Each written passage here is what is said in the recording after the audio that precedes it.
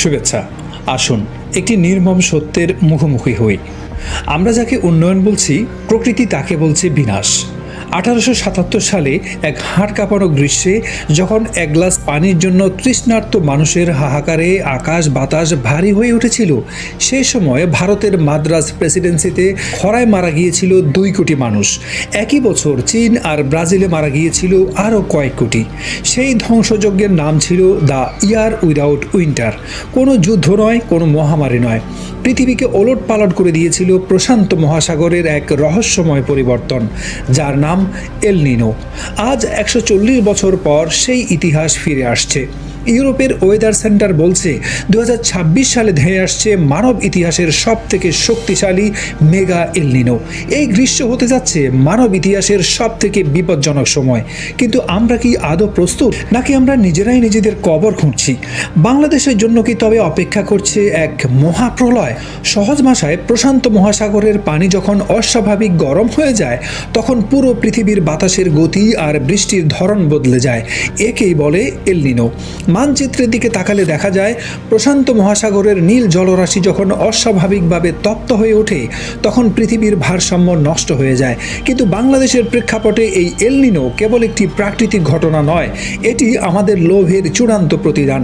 আজ আমাদের শহরগুলোতে তাপমাত্রা যখন 40 ডিগ্রি ছাড়িয়ে যায়, তখন আমরা এসির নিচে বসে একটু আরাম খুঁজি, অথচ এই এসি থেকে নির্গত হওয়া গরম বাতাসই আমাদের পাশের বস্তিতে থাকা শিশুটির শরীর পুড়িয়ে দিচ্ছে। আমরা উন্নয়নের দোহাই দিয়ে ঢাকার শেষ সবুজটুকুও কংক্রিটের জঞ্জালে ঢেকে দিয়েছি, গাছ কাটছি নির্বিচারে, আর বুক ফুলিয়ে বলছি দেশ আধুনিক হচ্ছে। অথচ একটি গাছ যে কিনা রাস্তার তাপমাত্রা 12 ডিগ্রি পর্যন্ত কমিয়ে দিতে পারে, সেই বিজ্ঞানকে আমরা বুড়ো আঙুল দেখিয়েছি। দেশের বিভিন্ন প্রান্তের পাহাড়গুলো কেটে আমরা সাভাট করে দিচ্ছি। যে পাহাড় মেঘকে আটকে বৃষ্টি ঝরাতো, সেই পাহাড় আজ ধ্বংসস্তূপ। বন উজাট করে আমরা বিলাসবহুল রিসোর্ট বানাচ্ছি, অথচ সেই বনেই ছিল আমাদের টিকে থাকার অক্সিজেন। যখন এল নিনোর প্রভাবে মৌসুমি বায়ু তার পথ হারাবে, যখন আষাঢ় মাসেও আকাশ থাকবে আগুনের মতো তপ্ত তামাটে, তখন কোনো এসি বা বিলাসবহুল গাড়ি আমাদের বাঁচাতে পারবে না। আমাদের কৃষিকাজ থমকে যাবে, জমি ফেটে চৌচির হয়ে যাবে মরুভূমির মতো। কৃষক যখন তার সোনালী ফসলের বদলে কেবল ছাই দেখবে, তখন শুরু হবে এক নীরব দুর্ভিক্ষ।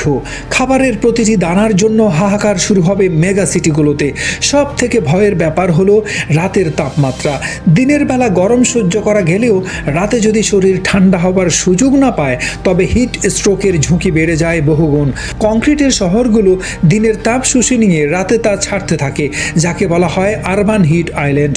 এর ফলে যারা এসি ব্যবহার করতে পারেন না, সেই রিক্সা চালক, নির্মাণ শ্রমিক কিংবা পথচারীদের জন্য রাতগুলো হবে এক একটি নরক।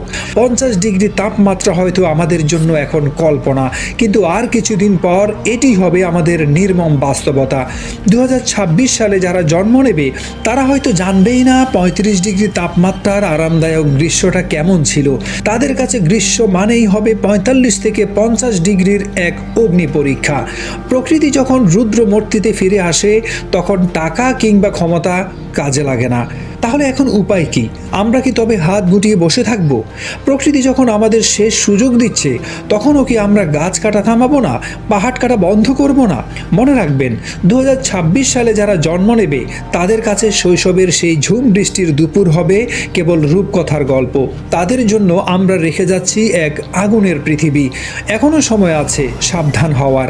প্রতিটি পাড়ায়, প্রতিটি বাড়িতে পুরনো গাছগুলোকে আগলে রাখুন, পাহাড়ে হাত দেওয়া বন্ধ করুন। আমরা একা হয়তো এল নিনো থামাতে পারবো না, কিন্তু অন্তত নিজেদের কৃতকর্মের প্রায়শ্চিত্ত তো করতে পারি। প্রকৃতি আমাদের একবার সতর্ক করে, দ্বিতীয়বার প্রতিশোধ নেয়। সেই ভয়াবহ প্রতিশোধের অপেক্ষায় না থেকে আজই রুখে দাঁড়াতে হবে। আমাদের একটি সিদ্ধান্তই হয়তো আগামী প্রজন্মের জন্য এক ফোঁটা ঠান্ডা বাতাস নিশ্চিত করতে পারে। সিদ্ধান্ত আমাদের, উন্নয়ন নাকি অস্তিত্ব? এই মহাবিপদ নিয়ে আপনার কি মতামত? বাংলাদেশ কি পারবে এই মেগা এল নিনো মোকাবেলা করতে? কমেন্টে আপনার রায় দিন। সচেতনতা বাড়াতে ভিডিওটি শেয়ার করার জন্য অসংখ্য ধন্যবাদ।